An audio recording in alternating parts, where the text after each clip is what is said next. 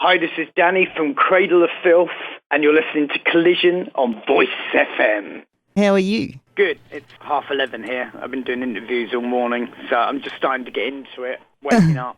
Yeah. I'm a bit of a night owl. I don't usually go to bed till about 4, so... Yeah. But then that's your lifestyle. Yeah, kinda. Kinda. Well, your day job is the band, isn't it? Yeah. Is that what you planned on when you were young? No, I wanted to be an astronaut.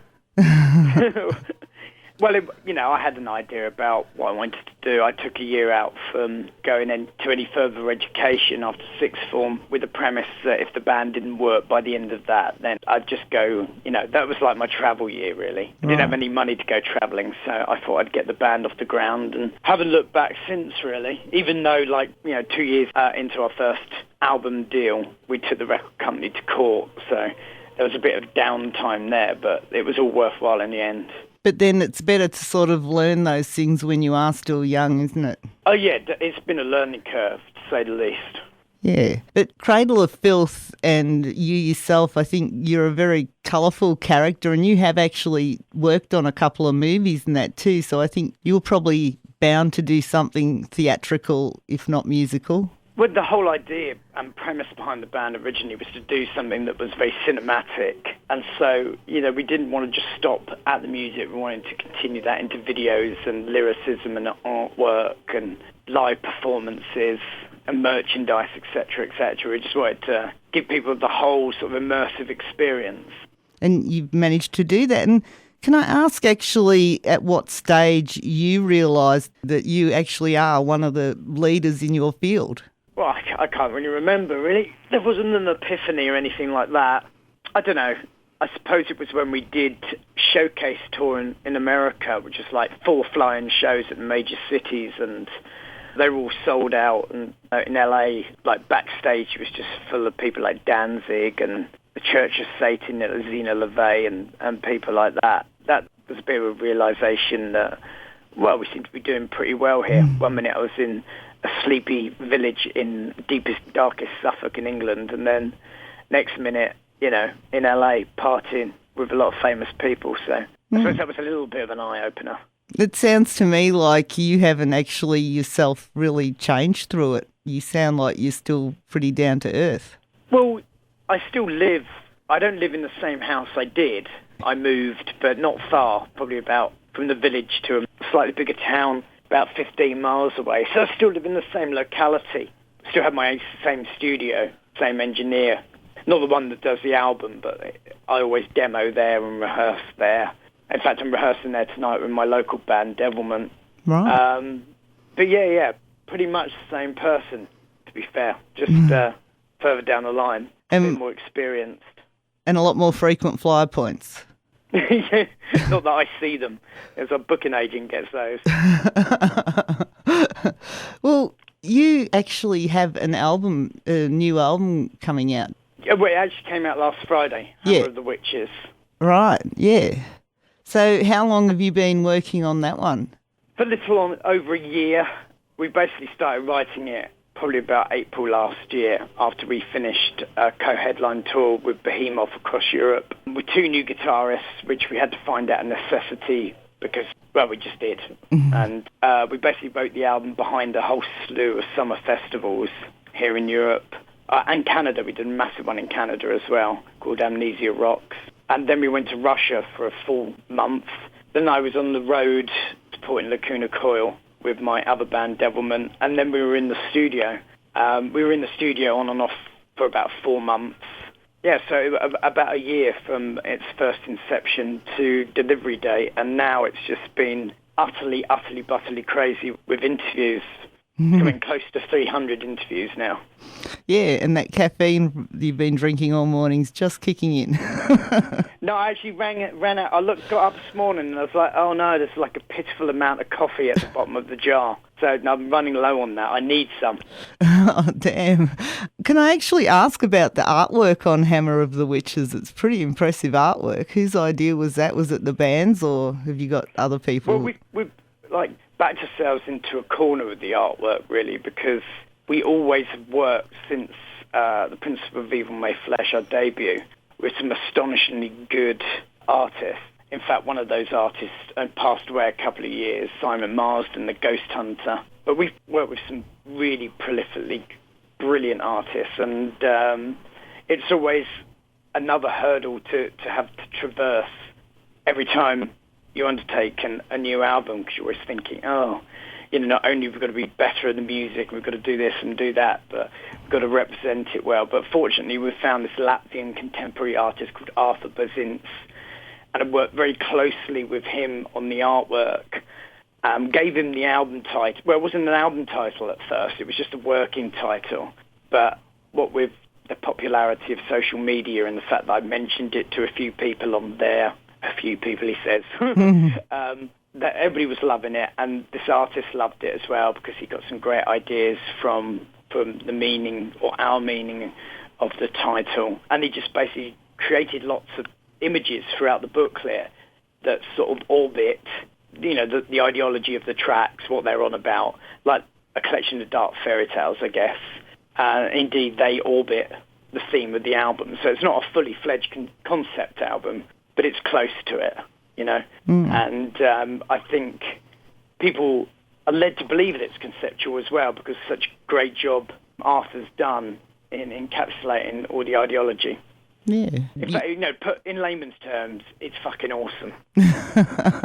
It is. You actually mentioned you were working on this album in a few different countries. So, and in this last question, you mentioned the pressure of, having to better the last album and that. So how do you write? Do you sit down at a certain time and say, right, I've got to write a new album, or do you just do it while you're travelling around? Or? Well, really, we started with the whole band contribute to this record.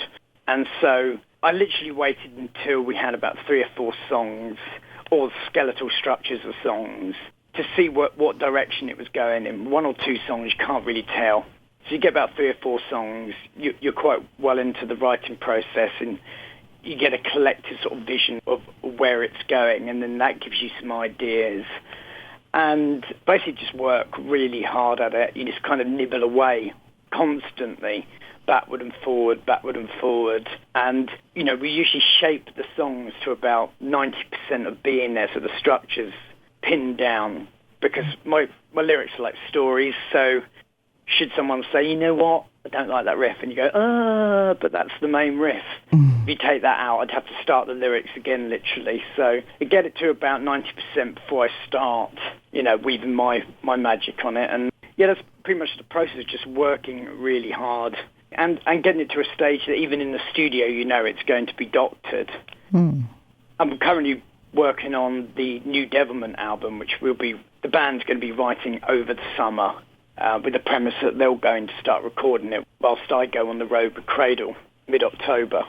So it's always an ongoing process. Yeah. Well, how do you differentiate the two bands now then? Because it sounds like this other band is a big part of your life now. Well, it is. Obviously, Cradle on my day job and have been for 20 years or so. I'm less fully aware of it, the musicians in Devilment. Cradle of Filth are literally spread across the known galaxy. Our keyboardist is Canadian, lives near Toronto. Got a Scottish bass player who lives in Glasgow. 2 members live in the Czech Republic. We call them the Czechmates. And then the 2 of us live in England. Richard lives in Derby, which is sort of central England, and I live in Suffolk, which is southern England. But we're big enough and ugly enough and professional enough that we spend so much time on the road or in the studio together that it literally is not a problem, especially with Dropbox and the fact that we get to rehearse before a tour, after a tour, on tour. Whereas Devilment are very local to me. In fact, the drummer lives like a few streets away, and I played soccer with him last night, and very good friends with the other guitarist. And indeed, both bands played in Germany at the same festival last weekend, albeit on different days. But Devilment's cool because the bar hasn't been set so high with that, because there's little in way of expectation. People don't know what's coming next with that band because it's very fresh and new. And it's a bit of a pressure valve for me as well, because it means, I've set a little bit in stone with Cradle of Filth, because people expect a certain style and, a certain colourful nature of the lyricism, and it's very archaic. But Devilment, like I say, is new. and it's more Sylvia Plath as compared to someone like Bram Stoker, I guess. So I can play around with it, and with no expectations, there's. Yeah. I was going to ask if you had any other hobbies you do, but then I was starting to think that maybe music is all you do, so that's your work and your hobby. Well, it pretty much is, 'cause, especially at the moment with the new album, it's just gone ballistic. Yeah. But cinema, films, reading, I love cars, so I love driving a lot. My wife and my daughter and I going out cinema and restaurants, and I do regularly play soccer. But other than that, yeah, there is very little hours of the day left. Yeah, it sounds like you try and live a reasonably normal life when you're not on the road or in the studio. Well, reasonable enough. Different if they came round my house. Yeah. And what about taking this album out on the road? You mentioned October, but is it any chance you're looking at coming to Australia in the next 12 months or so? Well, at the moment, we're working on the premise that the European tour has now been booked. Then we're looking at South America for Christmas, or just before Christmas. America/Canada is going to be mid-January until mid-March. And that's pretty much as far as we've got so far with the booking agent. Offers are starting to come in from Australia. We're hoping to hit New Zealand this time as well, because we've never done New Zealand, God knows why. But it's definitely on the cards. It's just that we're at that stage now where we're just taking one thing at a time. But if we're coming to Australia, which looks like it's going to be like 80 to 90% already, it will be sort of April, May next year. Well, that sounds awesome, and I'm sure that New Zealanders will be extremely happy to hear that they're on the radar this time. Yeah. Yeah. Well, we've made it a mission. It's on our bucket list.